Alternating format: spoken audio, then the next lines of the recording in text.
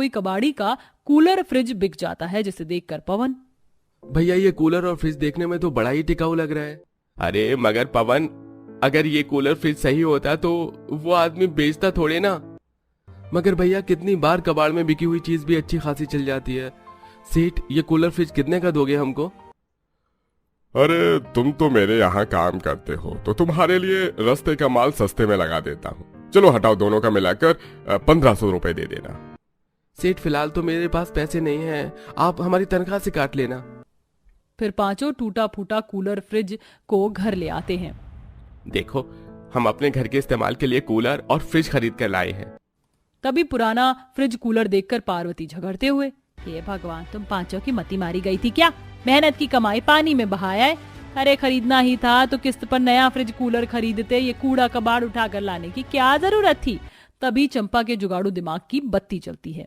माँ जी शांत हो जाइए, मुझको एक बढ़िया उपाय सूझा है। इस कबाड़ के कूलर और फ्रिज को हम एकदम टनाटन सही कर देंगे, बस आप हमें गौशाला से गोबर लाकर दे दीजिएगा।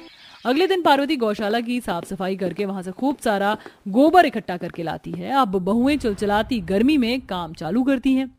तुम लोग ये गोबर के उपले को देख रही हो, जब हम इसे उपले बनाते हैं तो कितना जला होता है, लेकिन सूखने के बाद एकदम ठोस हो जाता है। कितना भी पानी से भिगो जल्दी से भीगता नहीं। इस तरह से हम अपने फ्रिज और कूलर को गोबर से ठीक करेंगे और घास से साज सजावट भी करेंगे।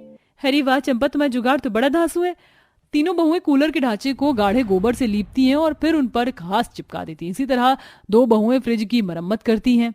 हो गया हमारा जुगाड़, गोबर का कूलर फ्रिज तैयार। बस अब ये चल जाए, नहीं तो हमारी मेहनत खराब हो जाएगी। जैसे वह प्लग लगाती है तो बोर्ड दोनों के बिजली का लोड नहीं उठा पाता और मीटर गिर जाता है। ये बिजली कैसे कट गई? हमें कोई दूसरा जुगाड़ लगाना पड़ेगा। इस फ्रिज का वोल्ट काफी ज्यादा है, अर्थिंग कहाँ से आएगा? अब वैसे मैंने विज्ञान में पढ़ा है, गाय के गोबर में काफी गुणवत्ता होती है, हम इससे गोबर गैस बनाकर बिजली का उत्पादन कर सकते हैं। अब पांचों गोबर से बिजली पैदा करने का जुगाड़ लगाती हैं और इस बार जब वो फ्रिज कूलर चलाती हैं तो वो फर्स्ट क्लास चल पड़ता है। शाबाश मेरे घर आने की लक्ष्मियों, तुमने असंभव को संभव कर दिया। सच में इस गोबर के कूलर से कितनी ठंडी ठंडी बर्फ जैसी हवा निकल रही है। अब तो हमें अपनी बीवियों के हाथों की फ्रिज में जमी दही खाने को मिलेगी और बर्फ का पानी भी पीने को मिलेगा। भैया पवन की बात पर सब हंस देते हैं। आखिर में पांचों गोबर के प्रयोग से ही अपने लिए रसोई और जुगाड़ू टॉयलेट सीट भी बनाती हैं। साथ ही उनकी होंदी निकासी की उचित व्यवस्था करती हैं। अब कड़कड़ाती गर्मी में उनकी जिंदगी राहत से गुजरने लगती है।